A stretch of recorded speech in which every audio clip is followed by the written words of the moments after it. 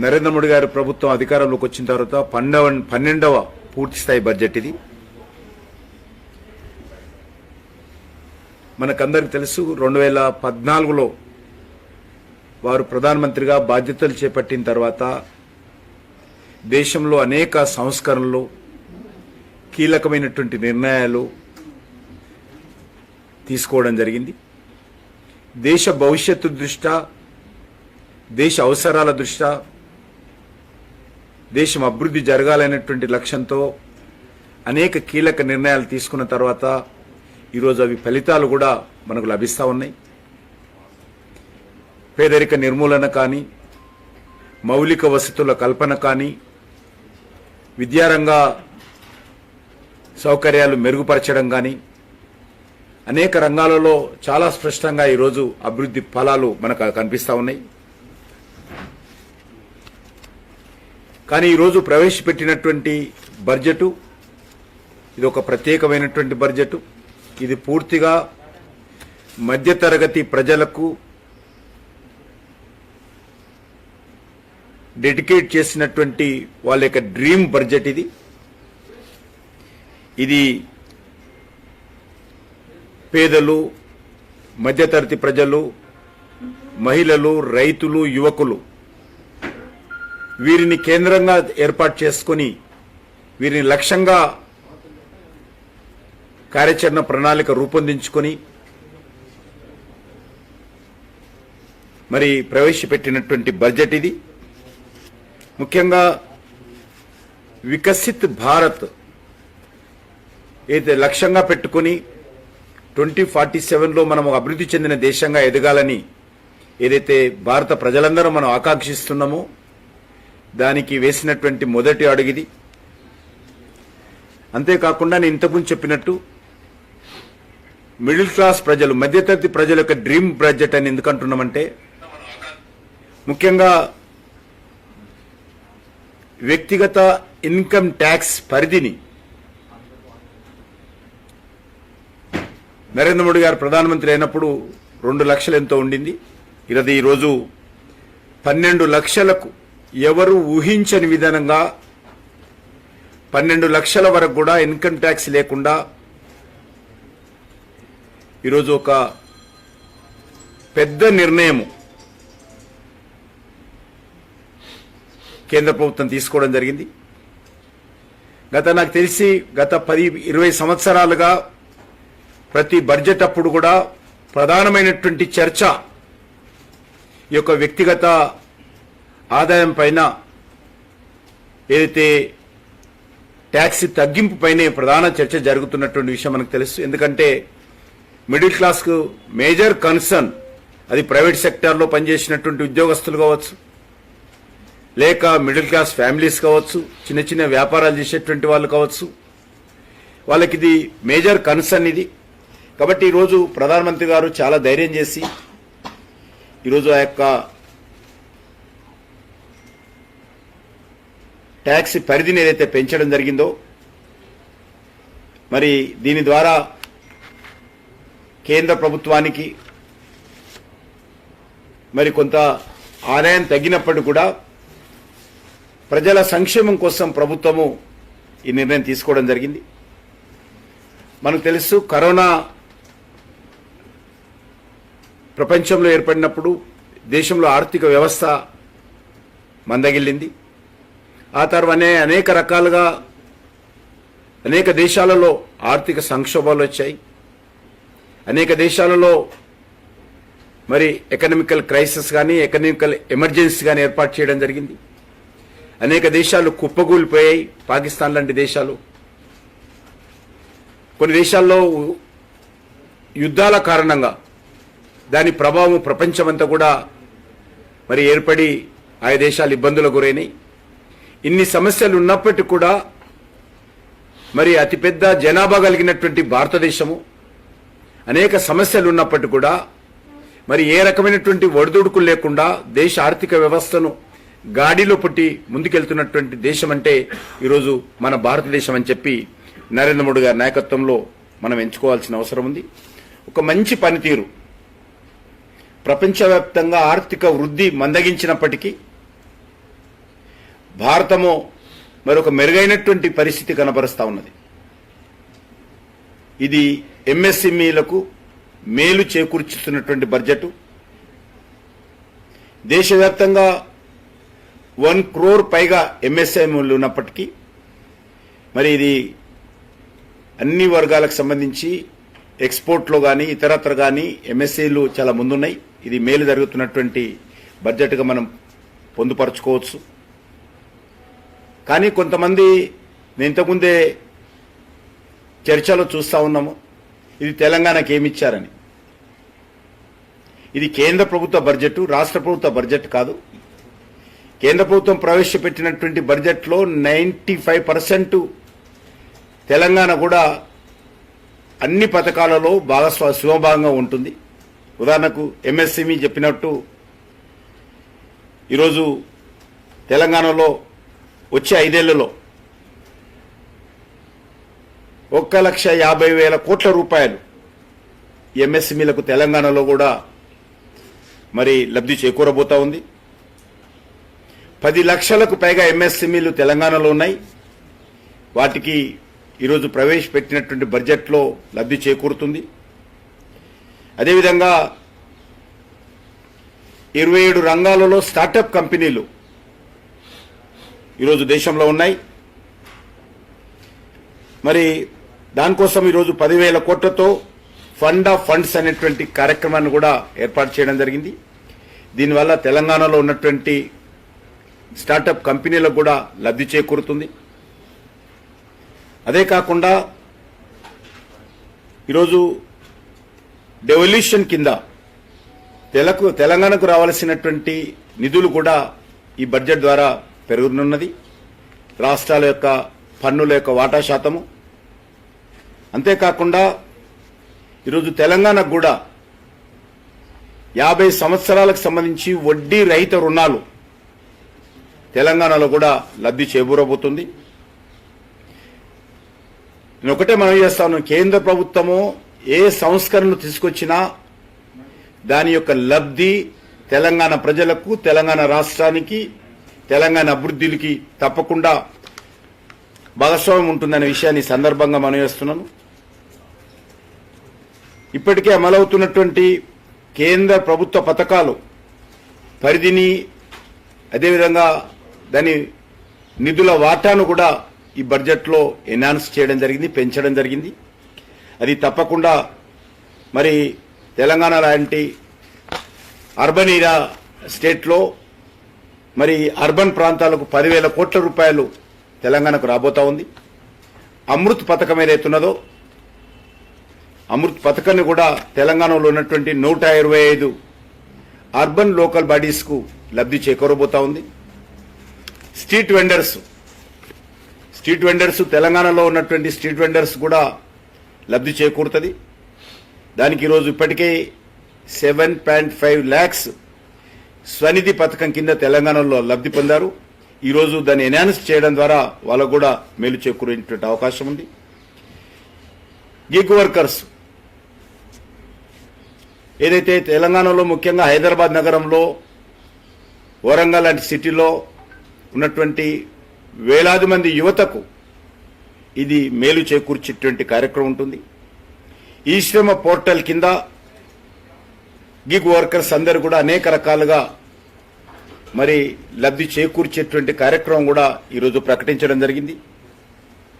అంతేకాకుండా national Jio special machine కింద land records ఆధునీకరణ చేయడం కానీ, అర్బన్ ప్లానింగ్ కానీ, ఇన్ఫ్రాస్ట్రక్చర్ డెవలప్మెంట్లో కూడా మరి మేలు జరుగుతుంది. ముఖ్యంగా మెడికల్ టూరిజం దేశంలో అత్యధికమైనటువంటి లాభం పొందేటువంటి రాష్ట్రము తెలంగాణ. కాబట్టి ఈరోజు కేంద్ర ప్రభుత్వము మెడికల్ టూరిజం ప్రోత్సహించడం కోసం ఒక కార్యాచరణ ప్రణాళిక తీసుకురావడం జరిగింది. హీల్ ఇన్ ఇండియా నినాదంతో ముందుకెళ్లబోతా ఉన్నాం. అది ఈరోజు మన హైదరాబాద్ నగరంలో కానీ, తెలంగాణ రాష్ట్రంలో ఉన్నటువంటి ఈ యొక్క అత్యద్భుతమైనటువంటి హాస్పిటల్స్ మన దగ్గర ఉన్నాయి. కాబట్టి అది మన హైదరాబాద్ నగరానికి మేలు చేకూర్చేటువంటి కార్యక్రమం. ఎందుకంటే ఇప్పటికే హైదరాబాద్ ఒక మెడికల్ హబ్గా మనము మరి మెడికల్ టూరిజానికి పెద్దపీట వేయబోతున్నాం. అదేవిధంగా ఇప్పటికీ అన్ని జిల్లాలలో కూడా డయాలిసిస్ సెంటర్స్ కేంద్ర ప్రభుత్వం ఏర్పాటు చేసింది. ఆల్ డిస్ట్రిక్ట్ హెడ్ క్వార్టర్స్లో కేంద్ర ప్రభుత్వం ఆధ్వర్యంలోని మరి ఈ యొక్క డయాలిసిస్ సెంటర్స్ అన్ని హాస్పిటల్స్కి ఇవ్వడం జరిగింది. అవి రన్ అవుతా ఉన్నాయి. దాంతోపాటు ఈరోజు క్యాన్సర్ కోసం కూడా డే కేర్ సెంటర్లను కూడా అన్ని జిల్లా హెడ్ క్వార్టర్లో ఏర్పాటు చేయాలని చెప్పి కూడా నిర్ణయించడం జరిగింది. అది తెలంగాణలో కూడా అన్ని జిల్లాలకు వస్తాయి. ఆయుష్మాన్ భారత్ నిధులు కూడా ఈసారి బడ్జెట్లో 23% గత సంవత్సరంతో పోల్చి చూసినట్లయితే బడ్జెట్ను పెంచడం జరిగింది. ఎందుకంటే ఈ సంవత్సరము మరి ఆర్థికమైనటువంటి నిబంధనలు సంబంధం లేకుండా ఆల్ సీనియర్ సిటిజన్స్ కూడా ఈ పథక పరిధిలో తీసుకొచ్చారు కాబట్టి 23% నిధులు ఆయుష్మాన్ భారత్కి సంవత్సరం పెంచడం జరిగింది. ఇదే కాకుండా ఎంత రాష్ట్ర ప్రభుత్వాలు ట్రీట్మెంట్ ఇస్తే ఎంతమంది లబ్ధి పొందినా అందరికీ మరి సీలింగ్తో నిమిత్తం లేకుండా అందరికీ ఈ యొక్క ఆయుష్మాన్ భారత్ కింద కేంద్ర ప్రభుత్వం సహకారం అందిస్తుంది. అదేవిధంగా మనకు తెలిసి ఈరోజు పేదవాళ్ళకి ఇస్తున్నటువంటి ఉచిత బియ్యం ప్రతి వ్యక్తికి 5 కేజీల చొప్పున 80 కోట్ల మంది ప్రజలకు దేశంలో ఉచిత బియ్యం ఇస్తున్నాం. అది తెలంగాణలో కూడా మరి పెద్ద ఎత్తున ప్రతి పేదవాడికి ఈ యొక్క బడ్జెట్లో మరి బియ్యం అందించేటువంటి అవకాశం ఉంది. దాన్ని ఈసారి దేశవ్యాప్తంగా 2 లక్షల కోట్లకు ఈ యొక్క నిధులు పెంచడం జరిగింది. అదేవిధంగా జలజీవన్ మిషన్ కావచ్చు, లేక మరి ఈరోజు కిసాన్ సన్మాన్ నిధి ఏదైతే కేంద్ర ప్రభుత్వం ఇస్తుందో తెలంగాణలో ఉన్నటువంటి పేద రైతులందరికీ కూడా మరి తప్పకుండా కిసాన్ సన్మాన్ నిధి కింద తెలంగాణ రైతులకు కూడా లాభం చేకూరుతుంది. అంతేకాకుండా ఈరోజు అనేక ఈ యొక్క ఎడ్యుకేషన్ విషయంలో కూడా ఆర్టిఫిషియల్ ఇంటెలిజెన్స్ కు ప్రోత్సహించే కార్యక్రమం కావచ్చు, 50,000 అటల్ టింకరింగ్ ల్యాబ్స్ కొత్తగా గతంలో చేసినటువంటి అటల్ టింకరింగ్ ల్యాబ్స్ అదనంగా ఈరోజు మిగిలిపోయినటువంటి అన్ని ప్రభుత్వ పాఠశాలల్లో ఏర్పాటు చేయబోతున్నాం. తప్పకుండా తెలంగాణలోని మెజార్టీ స్కూళ్లలో కూడా అటల్ టింకరింగ్ ల్యాబ్స్ వస్తాయి. అదేవిధంగా అన్ని PHC primary health centres, all government high schools ఈ 2 సెంటర్స్ లో కూడా మరి వైఫై నెట్వర్క్, బ్రాడ్బ్యాండ్ నెట్వర్క్ తో పాటు వైఫై నెట్వర్క్ కూడా అందుబాటులో రాబోతా ఉంది. అంతేకాకుండా భారతీయ భాషా పుస్తక్ స్కీమ్ ఇవన్నీ కూడా రీజనల్ లాంగ్వేజ్ లో ఉన్నటువంటి బుక్స్ అన్ని కూడా డిజిటలైజేషన్ తెలంగాణలో ఉన్నటువంటి పుస్తకాలను కూడా చేయబోతా ఉన్నాం. దాంతోపాటు అంగన్వాడీ సెంటర్స్ తెలంగాణలో ఉన్నటువంటి అన్ని అంగన్వాడీ సెంటర్స్ కూడా మరి ఇన్ఫ్రాస్ట్రక్చర్ అప్గ్రేడ్ చేయడం కావచ్చు, కొత్త అంగులు ఏర్పాటు చేయడం కావచ్చు, మరి ఐఐటిలో మరి విద్యార్థులను సంఖ్యను పెంచే దాంట్లో తెలంగాణలో కూడా పెరగబోతా ఉంది. మెడికల్ కాలేజీలు కానీ, మెడికల్ సీట్లు కానీ, మెడికల్కి సంబంధించినటువంటి పీజీ సీట్లు కానీ తెలంగాణలో లాభం చేకూర్చేటువంటి అవకాశం ఉంది. ఈ రకంగా అన్ని బడ్జెట్లో పొందుపరిచినటువంటి 90% అబోవ్ స్కీమ్లలో తెలంగాణలో కూడా లాభం జరుగుతుంది. కానీ తెలంగాణకి ఏమిచ్చారనేటువంటి ప్రశ్న మరి ఈ రకంగా రావడం ఏదైతే ఉన్నదో అది మంచిది కాదు. కాబట్టి ఆ దిశలో ఆలోచన చేయాల్సిన అవసరం ఉంది. మనకు తెలుసు గతంలో కొన్ని రాష్ట్రాలకు మరి ప్రత్యేకమైనటువంటి ఆంధ్రప్రదేశ్ స్టేట్కు స్పెషల్ స్టాటస్ కింద అంటే రాష్ట్ర విభజన సంబంధించినప్పుడు ఈ యొక్క కొన్ని ప్రాజెక్టులు ఇవ్వడం జరిగింది. స్టేట్ క్యాపిటల్ నిర్మాణం కావచ్చు, లేకపోతే పోలవరం ప్రాజెక్ట్స్ కావచ్చు, రైల్వే జోన్ కావచ్చు, ఇటువంటి వాళ్ళకు ఉన్నాయి. అందులో అవకాశం ఉన్నటువంటి కూడా వాళ్ళకి ఇవ్వడం జరుగుతుంది. ఆ రాష్ట్రానికి ఇవ్వాల్సినటువంటి అవసరం ఉంది. మన యొక్క తెలంగాణ రాష్ట్రాన్ని కూడా మీకు అందరూ తెలుసు, ఎక్కడ దేశంలో ఎక్కడే లేని విధంగా రీజనల్ రింగ్ రోడ్ ఇవ్వడం జరిగింది. సుమారు 40 రైల్వే స్టేషన్లు అభివృద్ధి జరుగుతూ ఉంది. మరి భవిష్యత్తులో తప్పకుండా ఇటీవల దేశంలో జవహర్ విద్యా కేంద్రాలు ఏర్పాటు చేసినప్పుడు, నవోదయ విద్యా కేంద్రాలు ఏర్పాటు చేసినప్పుడు అత్యధికమైనటువంటి నవోదయ విద్యా కేంద్రాలు తెలంగాణకు రావడం జరిగింది, సింహభాగం. కాబట్టి తప్పకుండా రేపు భవిష్యత్తులో మనం చూశాము, మెగా టెక్స్టైల్ పార్కులు వచ్చినప్పుడు 7 దేశంలో వస్తే ఒకటి తెలంగాణకి ఇవ్వడం జరిగింది. చాలా రాష్ట్రాలకు మెగా టెక్స్టైల్ పార్కు రాలేదు. ఇండస్ట్రియల్ హబ్స్ వచ్చినప్పుడు కూడా 11 వస్తే దేశంలో ఒకటి జైరాబాదు తెలంగాణకు రావడం జరిగింది. మిగతా అనేక రాష్ట్రాల్లో అవి రాలేదు. కాబట్టి స్కీమ్ను బట్టి, అవసరాన్ని బట్టి తప్పకుండా మన తెలంగాణ రాష్ట్రాన్ని కూడా అన్ని రకాలుగా నరేంద్ర మోడీ గారి నాయకత్వంలో కేంద్ర ప్రభుత్వం సహాయ సహకారాలు అందిస్తున్న విషయాన్ని ఈ సందర్భంగా మనవి చేస్తా ఉన్నాం.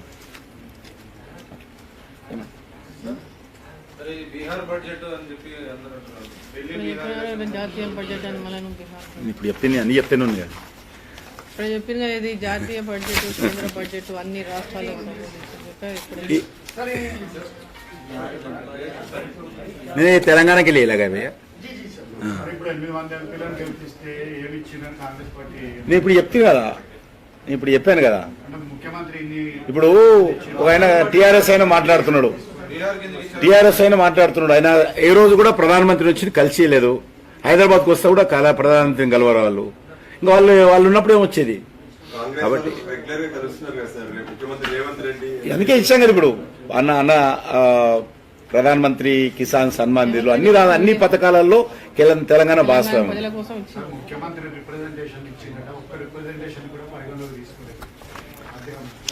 తప్పకుండా నేను ఇంతకుముందు చెప్పాను, కొన్ని ప్రత్యేకమైన ఇచ్చాను తెలంగాణ కూడా. ఇంతకుముందు చెప్పాను, నేను మళ్ళీ రిపీట్ చేయమంటే అవి చేస్తాను. ఇప్పుడు చెప్పాను కదా, ఈ యొక్క mega textile park, industrial hub, ring road ఇవన్నీ కూడా ఎక్కడ లేవు. అన్నీ ఉన్నాయి. ఇప్పుడు అదేం పర్వాలేదు. ఇప్పుడు డీటెయిల్ పోతే తెలుస్తుంది. ఇప్పుడు సబ్జెక్ట్ డీటెయిల్ పోతే అన్ని వస్తాయి. ముఖ్యమంత్రి రేవంత్ రెడ్డి నేరుగా మిమ్మల్ని కూడా వచ్చి కలిశారు. అలా తప్పలేదు.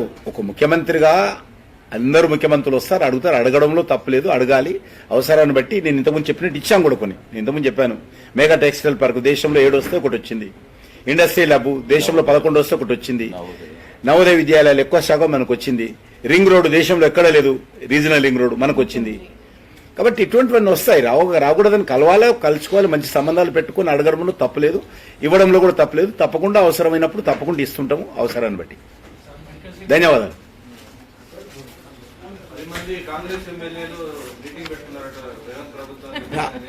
వాళ్ళ పార్టీ ఇష్టం, వాళ్ళు పెట్టుకుంటారు. వాళ్ళని మాకే సంబంధం, మాకే మీ ద్వారానే ఇన్ఫర్మేషన్.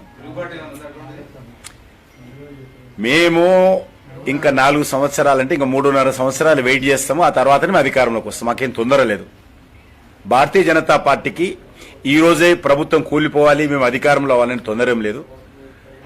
కాబట్టి మేము ఇంకా 3.5 సంవత్సరాలు వెయిట్ చేస్తాము. తప్పకుండా ఆ రాష్ట్రంలో తెలంగాణ ప్రజల ఆకాంక్షలకు అనుగుణంగా ఇటు టీఆర్ఎస్ వ్యతిరేకంగా, కాంగ్రెస్ వ్యతిరేకంగా ప్రజలు ఏదైతే స్పందించారో, ఇప్పుడు మళ్లీ కాంగ్రెస్ వ్యతిరేకంగా స్పందిస్తున్నారో ఆ స్పందన బీజేపీకి అనుకూలంగా ఉంటుంది. అంతవరకు వెయిట్ చేస్తాం. మేము మాకేం తొందర లేదు. ధన్యవాదాలు.